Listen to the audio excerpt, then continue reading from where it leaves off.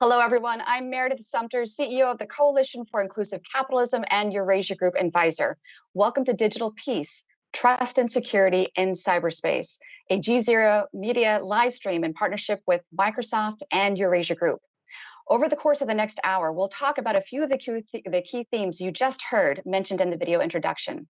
The growing threat of cyber attacks and cyber warfare, how the pandemic has exacerbated that threat, and the public and private partnerships it will take to create comprehensive governance of the digital world. To start us off, I'm joined by Burt, Corporate Vice President for Customer Security and Trust at Microsoft, and Marietje, Schaake, International Director of Policy for Stanford University's Cyber Policy Center and President of the Cyber Peace Institute. Welcome to you both. Thank you. Marietje, I want to start by setting the scene for viewers.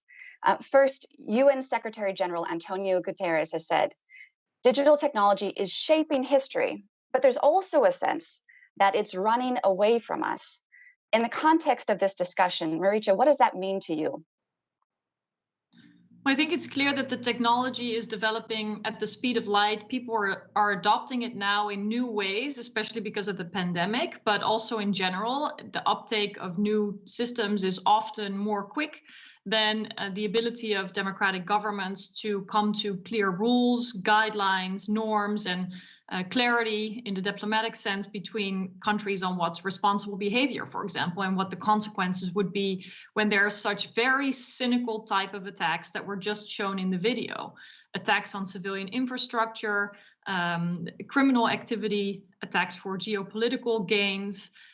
In a way, more connectivity leads to more vulnerability. And I think that the idea that the momentum is now and should not slip away from us is hopefully what Secretary General Guterres meant, is that we have a responsibility now to make sure that the rules-based international order also applies to the digital world, so that there is accountability, so that the public good is protected, and so that especially those most vulnerable populations, like patients in hospitals or people who are impacted by such attacks, are front and center of what it is we're trying to achieve together. Tom, obviously cybersecurity has been a rapidly growing concern even before the pandemic. What were the biggest threats prior to 2020, and how is the pandemic impacting those threats? Well, over the decade before 2020, we just saw a continuous escalation in the volume and sophistication of cyber attacks. In the realm of nation-state attacks, we saw those begin with espionage, the theft of data and information, that expanded to the theft of intellectual property and large data sets, and then ultimately graduated, as it were, to attacks that were intended to just cause damage and harm, like the 2017 attacks, the WannaCry and NotPetya attacks. But what we've continued to see is escalation both in the number of nation states engaging in these attacks and the frequency and volume and sophistication of the attacks. And we can't lose sight of cybercrime attacks, which continue to grow at incredible rates without any meaningful deterrence or reduction in the rate or sophistication of those attacks, which are taking billions of dollars out of the economy and harming consumers and enterprises. So what we've seen, though, from the pandemic, as was mentioned in the video, is we've seen this incredible transformation as people have moved home and yet continue to work or go to school or interact virtually. And that has greatly expanded the volume of activity on the internet in ways that all of the private sector scrambled to stay on top of and make sure that we could provide those services. But that also means more opportunity for those who wish to take advantage of the situation for cybercrime or other nefarious purposes. And we saw a couple of big trends. The first was we saw a significant increase in COVID-19 themed attacks. So the principal way in which adversaries will attack and try to get on your computer is through phishing.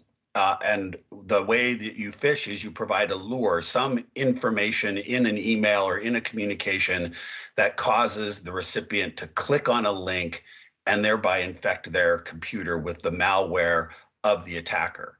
And we saw not an increase in the total number of attacks, but we saw a transformation in the lure that was being used from other social issues or other topics to COVID-19 themed topics. And there were big spikes in that effort that corresponded with the degree to which the pandemic was getting public attention. And the data there was really interesting.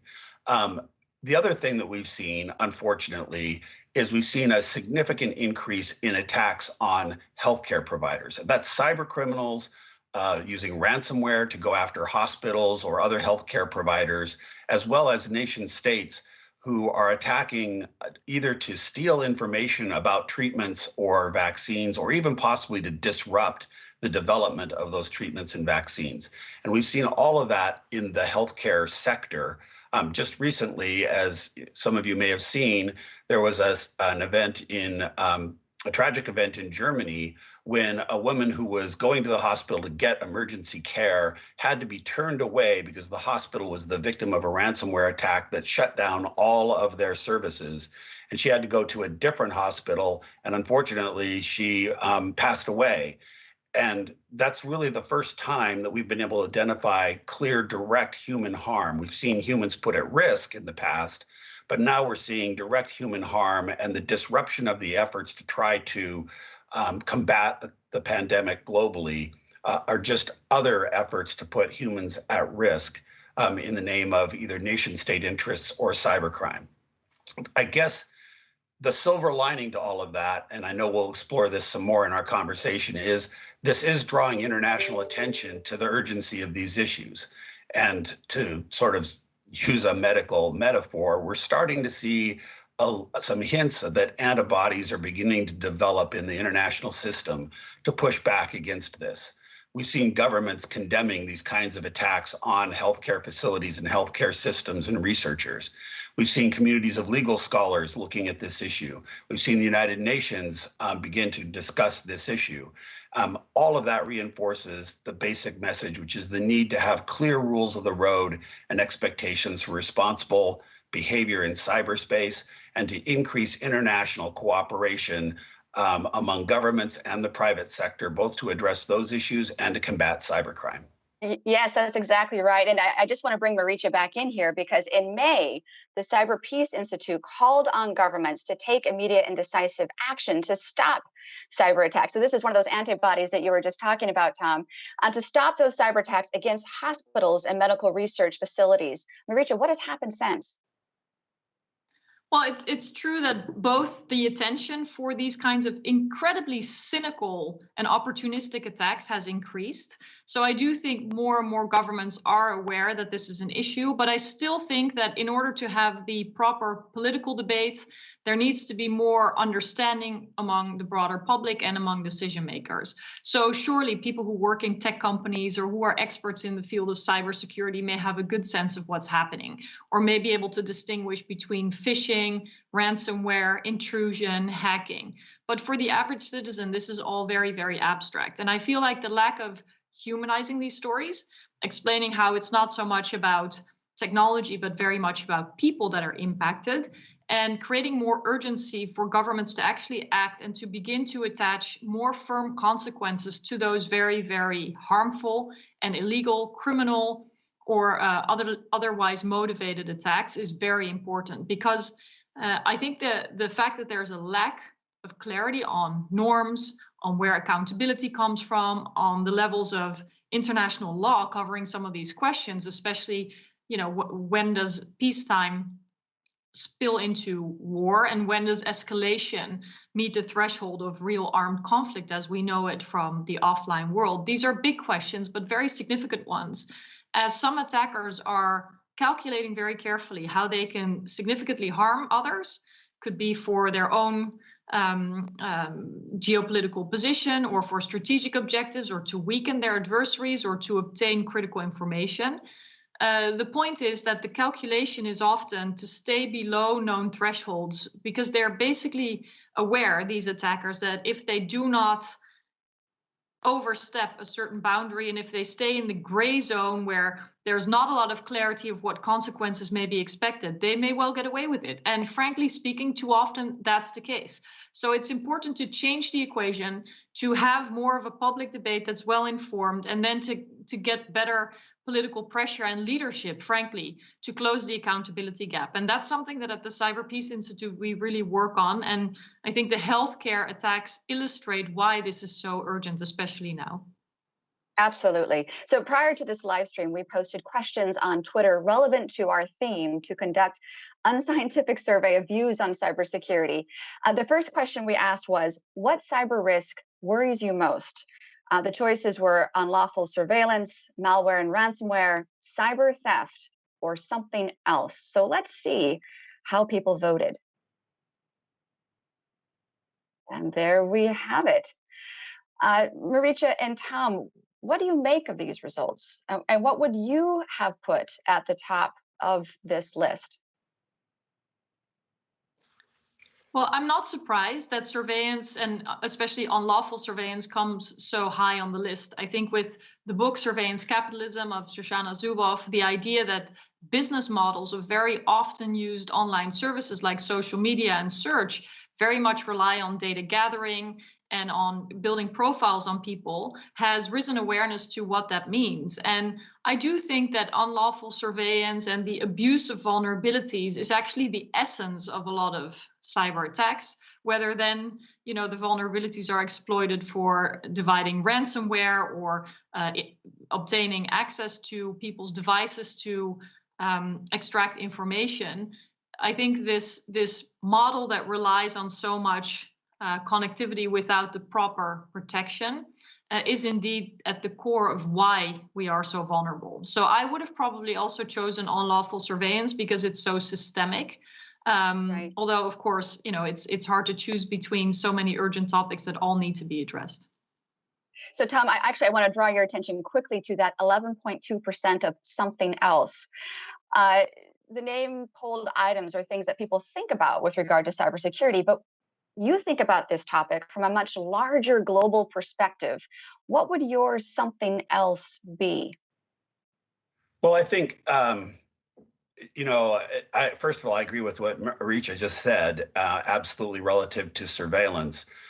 Something else, I think one thing that people could be concerned about, and certainly we need to be concerned about, is the growing footprint that's available for attacks that is largely being derived from the prevalence of IoT devices and the incredible expansion that we have seen and the projections for just unremarkably large-scale expansion in connected devices that can bring incredible benefits to consumers and people around the world, but also increase risk. And it requires us to have stronger, better systems for security standardization for these devices really around the world, something that we at Microsoft are working on. I might also just quickly mention, because it is important that we better communicate the human impact of cybercrime and these attacks. And that can be really hard to do. And sometimes very large numbers tend to depersonalize the situation. But just to give you a little bit of data, in 2019, Microsoft Technology blocked over 13 billion malicious emails. And 1 billion of those were specifically set up to try to conduct phishing attacks. And that's what we were able to block. And yet many, many, many were successfully launched, and people were phished and attacked, their credentials stolen, their information stolen. And so this problem is a massive scale problem that has real human impact. Ransomware, I think around the world, we're seeing an explosion in ransomware, shutting down municipal services, shutting down commercial services, interrupting and now shutting down healthcare services. And it's the most common incident response engagement that our teams at Microsoft saw in the past year, and therefore also a huge concern of ours. Thanks so much, Tom. We're going to shift the conversation now to talk specifically about the current state of laws surrounding cyberspace. And later, we'll touch on possible next steps in the global discussion around creating norms. Right now, I'd like to bring in Dapo Akande, who is Professor of Public International Law at the University of Oxford and co-director of the Oxford Institute for Ethics, Law, and Armed Conflict. Welcome, Dapo. Thank you very much, Meredith. Great to have you here. We were talking before about how the pandemic has impacted cybersecurity, and you have led an effort by 120 lawyers around the world calling for international laws to protect against cyber threats to healthcare organizations. Share with us, what progress have you made? Yeah, so our effort was not really an effort to call for new laws, but really it was an effort to say, first of all, international law already applies in cyberspace in the same way that it applies offline. And secondly, to try to set out in summary fashion what the relevant rules of international law are, particularly in relation to cyber operations that are targeting the healthcare sector, the attacks that Tom and Marietje have been talking about. And as you say, we had an incredibly diverse group of leading international lawyers from all around the world agreeing that international law applies and agreeing to some basic rules of international law. And what we have found most encouraging about this effort is that the UN Security Council has twice this year, 2020, discussed the issue of cyber attacks and cyber operations against critical infrastructure. And in both of those discussions, there has not only been a recognition of the fact that international law applies, but there has also actually been some statement that some of the principles that we set out in our Oxford statement, that's what we called it, the Oxford Statement on International Law Protections against malicious cyber attacks, some recognition that these principles actually exist as a matter of international law. And it's also been encouraging to see over the last couple of years, over the last few years, a significant number of states also setting out their own position in relation to what international law has to say about cyber operations. So let's take a step back, Dapo. Can you give us a primer on where things currently stand in terms of international laws surrounding cyberspace? Absolutely. So first of all, let's talk about the process by which we might actually elaborate what these international law rules are. So the United Nations has two groups that are currently looking at responsible state behavior in cyberspace. So this is, first of all, a UN group of governmental experts, and secondly, a UN open-ended working group, both of them looking at this issue. Secondly, let's talk a little bit about the substance. So the first thing, and I think this is really important, is that it has been recognized that international law applies in cyberspace. Why is this significant? It's significant because it means that we don't need necessarily new laws. What we need to do is to work out how the existing rules of international law that we have, how these rules apply to this type of activity. So that's point one. Point two is that international law as it exists prohibits certain types of conduct. So we know that, and states have recognized this, the United Nations Charter applies to the activities of states in cyberspace. What this means is that the prohibition of the use of force that exists in the UN Charter also applies online. And so there are certain cyber operations that might cross that threshold and might be regarded as unlawful uses of force against other states. Thirdly, we know that even if a given cyber operation does not amount to a use of force, even if it doesn't cross that threshold, it might nonetheless be prohibited by a range of rules of international law. For example, it might be contrary to the prohibition of non-intervention. In other words, it might be an unlawful intervention in the affairs of another state. It might be a violation of the principle of sovereignty. In other words, it might be an unlawful attempt to interfere with the inherently governmental activities of states. Thirdly, human rights law applies online in the same way that it applies offline. And so states are prohibited from engaging in operations in cyberspace which would violate the human rights of individuals. And the final thing that I would say is that even when it's not states conducting cyber operations, states have obligations of due diligence, obligations to take steps to prevent operations which might cause serious adverse consequences to other states or to individuals, or which might interfere with the rights of other states. So that's just a summary of some of the rules that apply to these operations.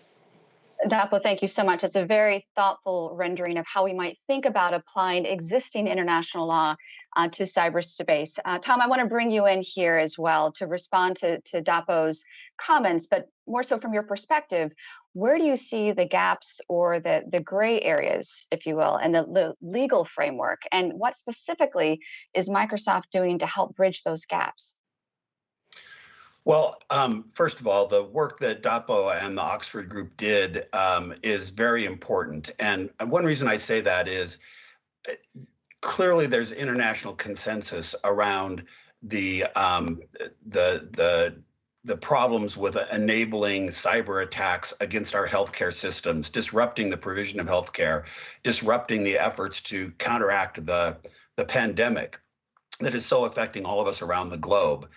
And so that gives us the opportunity to really mobilize those who care about these issues to address them in that specific context of the appropriate rules governing nation-state conduct relative to the provision of healthcare.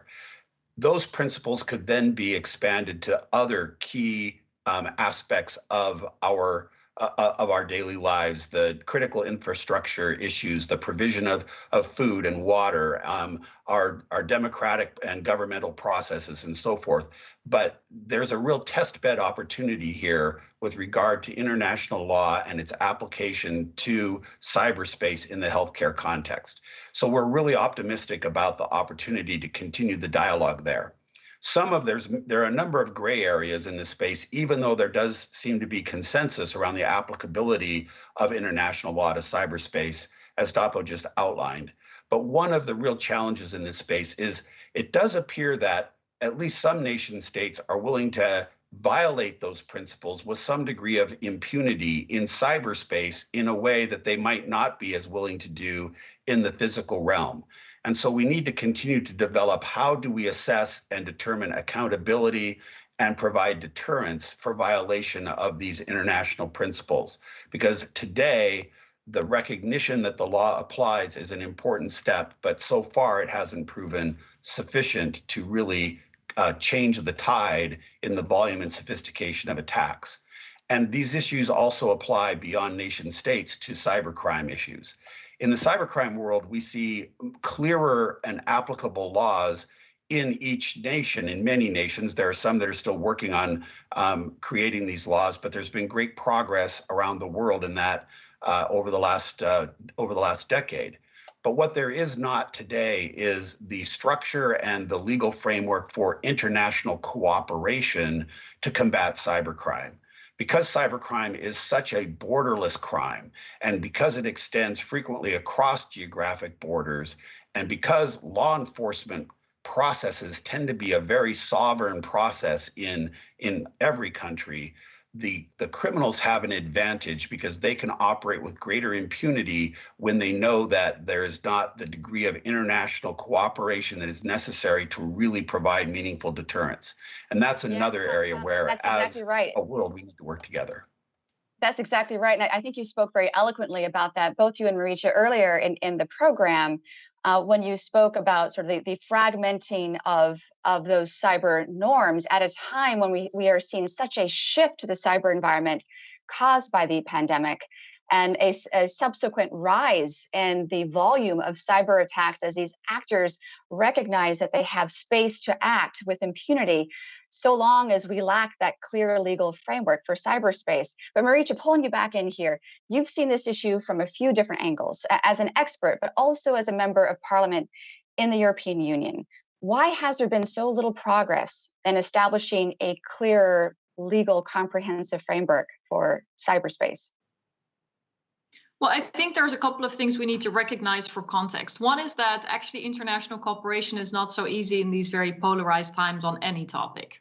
And I think that it's important to start with a smaller group of like-minded to actually get ahead. And you can see progress there. For example, in the European Union, there's a cybersecurity law that's being, rolled out, and there's other initiatives about vulnerabilities disclosure to avoid the exploitation of those software vulnerabilities for malicious purposes.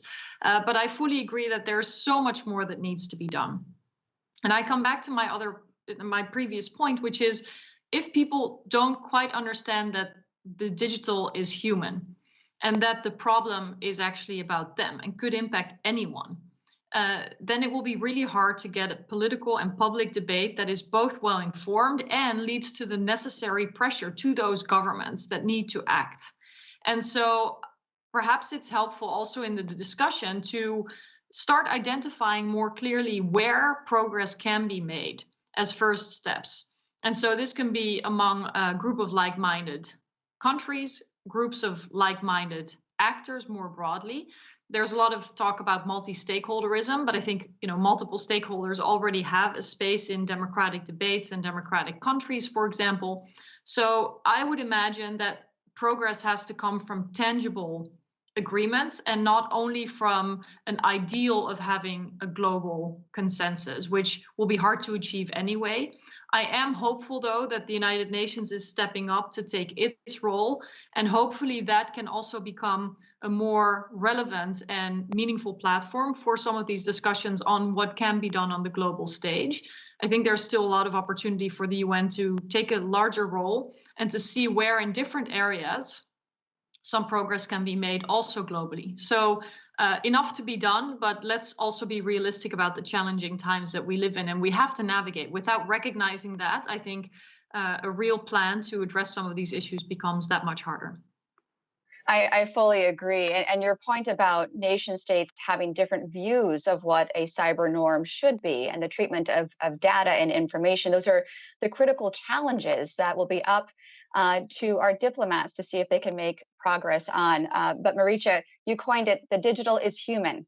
I think that's a terrific phrase and very true in terms of the experience that human beings are now finding themselves in this more disrupted cyber environment. Dapo, I'd love to go back to you. Cyberspace is made up of state actors, but also non-state actors, right? The private citizens and governments alike. And does that change the way that we need to think about international laws for cyber? So that's an excellent point, because international law traditionally applies to what states do. And in this sector, as you rightly point out, we need to think about what other actors are doing as well. So here I would make a couple of points. The first point that I would make is that some of these non-state actors, maybe even many of these non-state actors, are state-sponsored. And so they're sort of hybrid in the sense that these are groups which are not within the sort of normal framework of the state, but which states are using.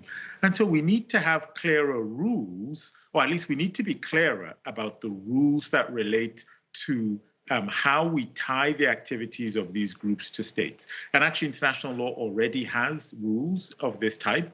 And we need to think about how we apply these rules to the acts of these state-sponsored entities.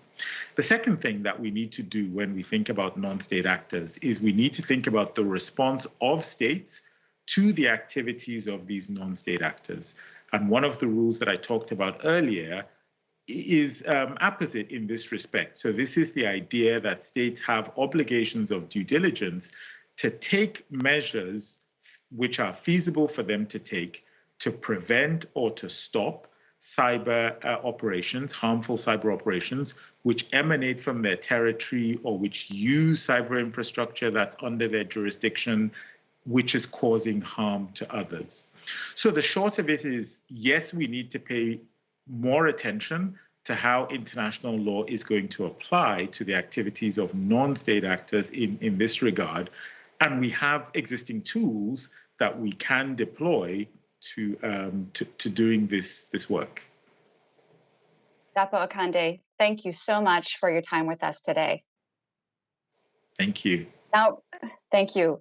Now, Marietje and Tom are still with us, and I wanted to share a bit of a recent conversation between Microsoft's President Brad Smith and former NATO Commander General John Allen about technology as a geopolitical tool and weapon, and the virtual arms race that it has created. Let's listen in. A nation's military can remain at the cutting edge of technology only if its own industrial base is at the cutting edge of technology. What do you think the US government and our allied governments need to be doing to ensure that our own technology sectors remain competitive in this space? Well, we've got to be in the conversation with them.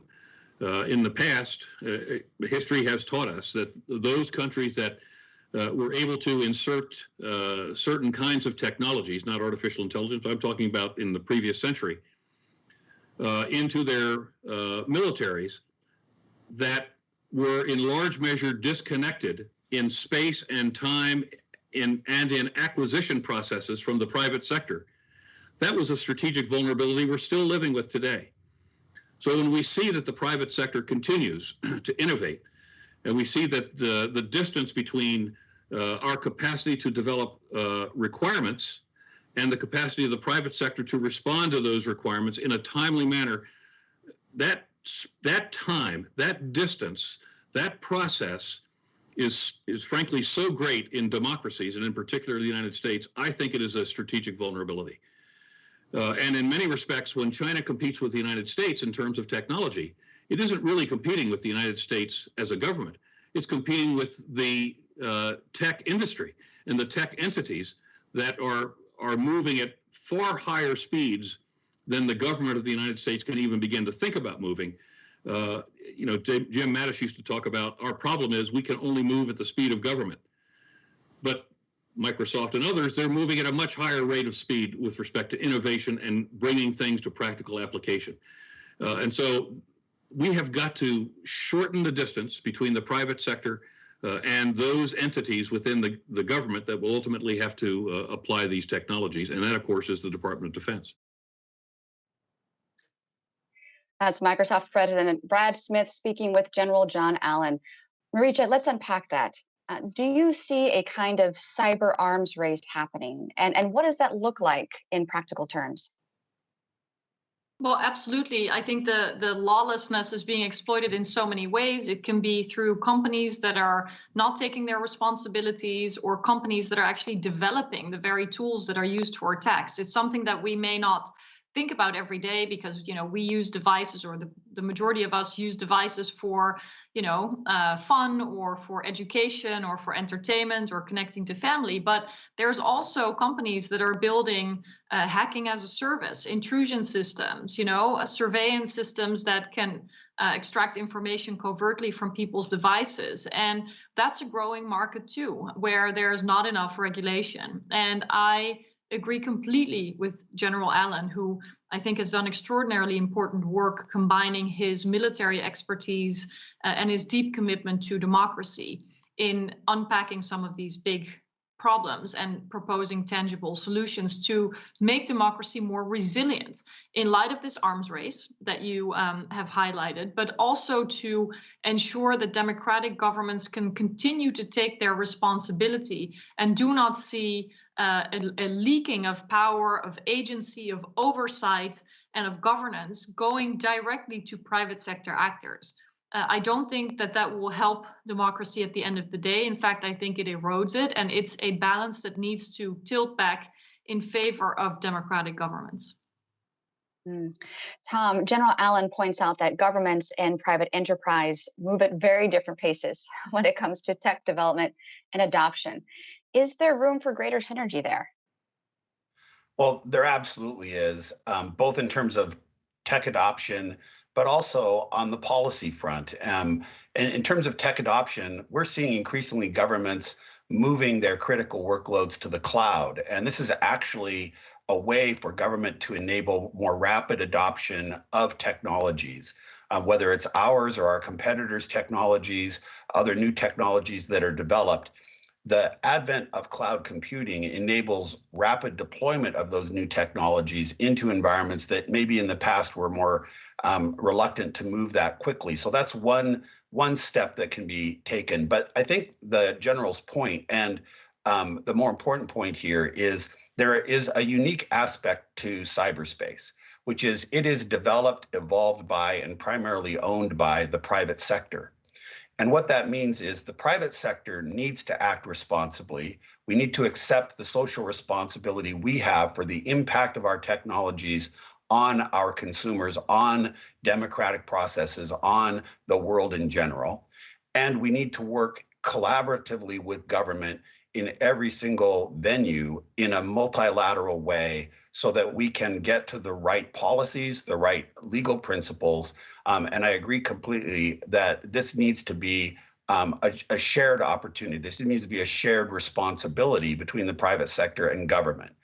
We need government to be engaged. We need the private sector to be engaged. We need the opportunity to have both in the conversation, because it's going to take that real collaboration between the private sector, the public sector, and civil society to really evolve the technologies and the rules applicable to the technologies to get us to where we want to be. You said it greatly, Tom. You know, we've established the scope of the problem and talked about existing international laws regarding cyberspace. Now it's time to look at solutions. And I'd like to include into this discussion Marina Kaljurand, a member of the European Parliament, former foreign minister for Estonia, and former chair of the Global Commission on the Stability of Cyberspace. Marina, thank you for joining us. Thank you for having me. And I enjoyed very much listening to the previous speakers. Marina, before we look to the bigger picture of this issue, I want to ask you specifically about Estonia. Now, in 2007, Estonia suffered a large-scale cyber attack that shut down sites within the country. Tell us a little bit about that and what key lessons were learned there. Yes, thank you for that question. And that year was remarkable because 2007, I was Estonian ambassador to Russia, which means that I was in Moscow during the cyber attacks. And I'm a lawyer by education. I'm a professional diplomat, which means that in 10 minutes, I had to learn what do DDoS attacks mean and start explaining it to the international community, what was happening in Estonia. But you have to understand that Estonia went online already at the end of 1990. So for 2007, we had been online for more than 10 years. Being online means that we had online voting system, e-government, online police, we had e-taxation. So we had hundreds of services being provided online. And the attacks against e-Estonia were the first time when cyber was used by one country against another country for political reasons. So those attacks did not kill anybody. We did not consider triggering Article 5 of NATO, collective self-defense. But they were disturbing, they were humiliating for a country that considered itself being stellar in the sphere of digitalization. So we learned our lessons, but I think that international community also learned the lessons of having cybersecurity high on political agenda, on cooperation with other stakeholders, which was mentioned by almost all speakers today, cooperation with academia, but cooperation among states and cooperation in international organizations. So cooperation is one of the key words, and having high on political agenda, which means financial resources, which means human resources for cybersecurity. Well, in fact, Estonia is now considered a leading example for cybersecurity based upon its response to that earlier attack, which is why we're so thrilled to have you on the show and to share Estonia's experience. Marina, beyond national defense systems, what role should multilateral organizations like the UN or even NATO have in shaping the future of cybersecurity? Well, cyber does not have borders, and it says everything. If there are no borders, international cooperation is crucial. Yes, regional cooperation is very important. Here we're talking to like-minded countries. So being in NATO or being in the EU, it's easy to find a common language. We have the same values, we have the same principles, we have the same understanding of applicability of international law. For example, when I was listening to the previous discussion, then I heard it being said that there is no framework for fighting cybercrime. I do not agree. We have a very good framework. It's the Budapest Convention of the Council of Europe, but not all countries want to accede to that. US is not party to that. China is not party to that. Russia is not party to that. So cooperation among like-minded, cooperation within a regional group is crucial and important, but global cooperation is also very important. So, Maria, another concurrent global issue is the move toward a technological decoupling between the world's two largest economies, the US and China. And what way could that impact any international efforts to establish governance in cyberspace? Yes, you asked the question from the US and China perspective, but coming from the European Parliament in Europe, I'd like to bring also the European perspective. Yes, today we're discussing cyber sovereignty, we're discussing digital sovereignty, we're discussing things that we did not discuss a couple of years ago. 2013, we were proud of being global, of having global solutions, and those who were talking about individual sovereignty were shamed by others. But the the pandemic has shown very clearly that we can't depend only on the third countries. So it's the same debate now starting in Europe and in the European Parliament. How far can we go with digital sovereignty? How far can we go with cyber sovereignty, not becoming too protectionist and not closing ourselves from global markets? Because nobody wants to live in a closed economy, in a closed system. We saw what happened in the middle of March when we all talked about our country's security, health security, cyber security, national security, and put it as a priority. So Europe has learned a lesson. We need to be 27 together. We should not build barriers in between of us. But at the same time, we should not build a barrier between us and others. So we are for economic cooperation, we are for open trade, but we have to stand for our interests.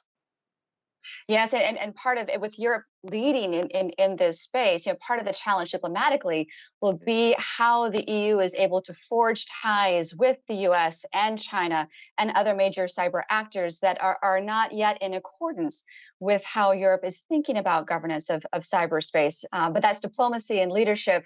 And we thank you for your time and your thoughts with us on that. Marietje, I want to ask you, listening to what Marina had to share with us, what is the beginning framework, given the challenges that we've just discussed, different views of what that rules-based order might look like? What is the beginning framework for that rules-based order in cyberspace look like to you? Well, I think it would help to choose an area, for example, war and peace, and then to start with a coalition of like-minded countries that can agree on a set of norms. And of course, there has to be consultation with the academics that Marina mentioned, with the private sector, with civil society, very important, with tech experts. But there also has to be clarity about which role every stakeholder plays. Just by sitting around the table, which is often, the proposition of a multi-stakeholder process, doesn't mean that every stakeholder has the same responsibility. And so I would imagine that better cooperation between democratic nations can go a long way. We have to be upfront about the differences in positions, the differences in philosophies, in values. But it doesn't mean that there cannot be a mutual interest in achieving more predictability, more of those very enabling conditions that Marina also mentioned. If we take another example in trade rules for the digital economy and for data flows, I see a huge opportunity for common ground, even between actors and countries that may not agree on much else, but to have a framework that is enabling instead of, a trade war kind of scenario that we see unfolding, particularly between the United States and China, at the end of the day is a losing game.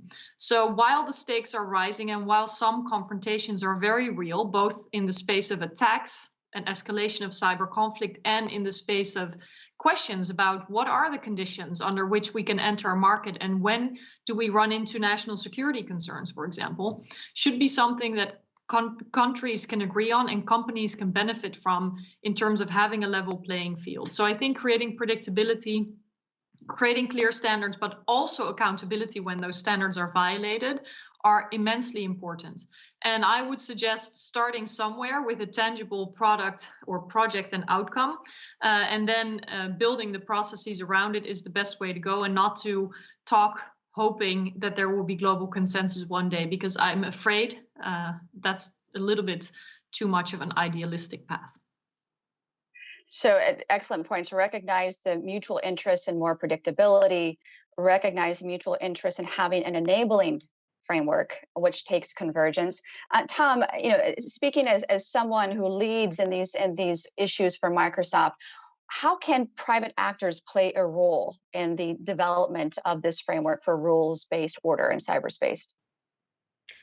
Well, I think there are a number of things that private sector can do, and we need the cooperation of the public sector to enable that as well. We have a framework from the 2015 United Nations Statement of Norms that can be expanded upon, it can be built upon and improved through, for example, United Nations efforts. But we need that to be a multi-stakeholder process for the reasons I described earlier. And we've seen some real progress in the multi-stakeholder arena. And I agree with Marietje that we need to find specific things we can go out and accomplish. And one example is the Paris Call, with over 1,000 signatories, with governments, private sector, civil society. And we're seeing that evolve into these communities of interest that are taking specific aspects of the Paris Call and seeing what can we do to actually drive solutions in these particular spaces. As I mentioned earlier, I think there's the opportunity to do that in the healthcare arena, where there's broad international consensus about what appropriate and inappropriate conduct should be, and then moving that on to, as Marietje said, what are the rules for accountability is a next step that needs to be accomplished in that space. But if we can continue to have multi-stakeholder approaches where the private sector and the public sector, government, civil society, all contribute to finding the solutions, that is an important first step. Thanks so much. We have one more viewer poll to share. On Twitter, we asked, who holds the greatest responsibility for addressing cyber risks? The choices, of course, were governments, tech companies, global institutions, or all of them equally. Let's take a look and see how people voted. Wow. Marina, I'd love to turn to you first. What are your reactions to these results? I would have answered governments, because even if we talk about multi-stakeholder approach, somebody has to be in the driving seat and somebody has to be responsible. And for centuries, forever, governments have been responsible for the security questions. Cybersecurity is different, that it has multi-stakeholders also, they have to be included. But I still think that the central role belongs to governments, because they adopt laws, they interpret the international law, they talk about, they work in accordance with political norms. So the central role should stay with governments, but all the other stakeholders should also have their important inputs. Marietje, what do you see as the right balance? Well, I agree with Marina. I think we have to be careful not to normalize the fact that so much power lies with the private sector here. At the end of the day, that's not good for democracy. It's not good for accountability. Of course, there are a number of companies that are very happy to take responsibility, that are forthcoming and engaging in cooperation with governments, but it's not necessarily the norm in that sense. And so I agree with Marina that I think that governments have a key role to play and also have a key responsibility. It's not only a matter of choice and, are they up for it? It's also a constitutional responsibility. For example, if you think about the monopoly on the use of force, which through this cyber arms race that we previously talked about and through the fact that private companies build so much critical infrastructure, defend critical infrastructure, are also building offensive capabilities. This kind of erosion of the role of democratic states is already visible, and I think we have to be realistic about it. And when there's public-private cooperation, that there's at least clarity about which role each of the sides plays. So what is a healthy role for the private sector versus what is the healthy role for democratic governments, and to build from there. And I believe that the debate on how to best cooperate could also benefit from that kind of clarity, so that everybody's role and responsibility at the end of the day is clear. Also, when things don't go so well, it's helpful to then know what is the chain of communication, what is the chain of responsibility, and also vis-a-vis the public, the chain of accountability in that sense. Tom, what are your thoughts on what you've just heard from Marietje and Marina? You may be surprised to learn that I agree completely with what with both Marietje and Marina just said. There are core responsibilities that have to remain governmental responsibilities. What we're trying to do is encourage governments to seize some of that responsibility, and to do that in a multi-stakeholder way, which means that you listen to and you include the private sector, because in this space in particular, getting to the right solutions requires an understanding of the technology, an understanding of cyberspace. And it also requires those of us in the private sector to act responsibly, to understand our social responsibility, and to engage productively with government. But at the end of the day, these rules about what are going to be the rules that govern nation-state conduct in cyberspace, that has to be a governmental responsibility. We just want to help government make sure that we get it right, and that government engage in these discussions towards finding solutions, which right now we're encouraged that there is progress being made, but we need to make more progress more quickly. Thanks so much. Marina, Kaljurand, we thank you for your time with us today. Thank you. Now, in our remaining moments, I want to give Marietje and Tom a chance to offer some closing thoughts on all that we've heard, as well as what comes next. Marietje, first to you, what is your forecast for how the issue of trust and security in cyberspace will evolve globally as we move into this post-COVID order? Well, unfortunately, I think we're still in the middle of the COVID situation, and it will reveal a lot of challenges that were already there, meaning the reliance on technology will be clear, but the vulnerabilities coming from that reliance are also abundantly clear. And so hopefully a momentum will be created to clarify the roles of each of the stakeholders that we've discussed today.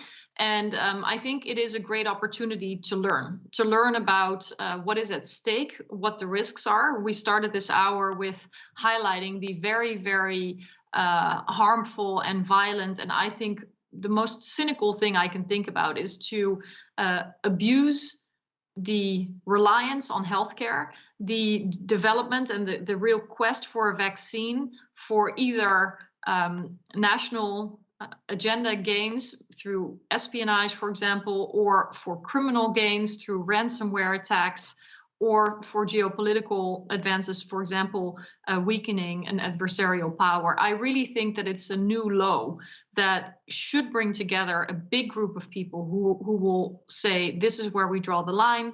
We need to investigate what's happening here, put it better into the public debate in the domain so that we can have a healthy debate and evidence-based policy making towards more responsible behavior, towards norms and eventually laws that people are going to respect. And if not, that there will be real consequences. I think this accountability gap allows for too much illegal behavior, even if the rules may not be very clear on paper. Everybody can see that attacking critical infrastructure or vulnerable populations or civilian targets is a very, very bad thing to happen, and it has to stop. Tom, I'd love for you to share with us your key takeaway for viewers who have stayed with us through this hour of discussion. I think it's important to recognize that while there is this critical role for government, and there's a critical role for the private sector, we all need to take steps today to help stop this increase in cyber attacks and cybercrime. And there are things we can all do. We can encourage our governments to show leadership in this space and to move forward with a sense of urgency to address these problems. That's very important, but we can each take steps ourselves. Organizations, governments, businesses can invest in the people and the technology that we need to address the cybersecurity of the ecosystem. Individuals can focus on the basics, like regularly taking on security updates from every vendor. That is going to ensure that you have the most secure technology, doing comprehensive backups, and most importantly, using multi-factor authentication on all your accounts. Our data shows that 99% of all successful attacks over the last year would have been prevented if multi-factor authentication had been utilized on all accounts. But we also need to establish these new rules of the road to make clear what the international principles are and how we're going to assure accountability. And that needs to be a multi-stakeholder conversation led ultimately by the responsibility of government, but with the responsibility of the private sector to contribute in a meaningful way. Great points. I just want to touch on what I've heard from both of you. This is a multi-stakeholder process that governments do have a special accountability and responsibility. We need to recognize new roles and accountability that is needed in this increasingly fragmented cyber world to be able to piece us all back together. That does it for us today. I want to thank Tom and Marietje for their time with us. And a note to our viewers, you can find more articles and video about cybersecurity and many other global themes at gzeromedia.com/UNGA. I'm Meredith Sumpter. Thank you all for watching and take care.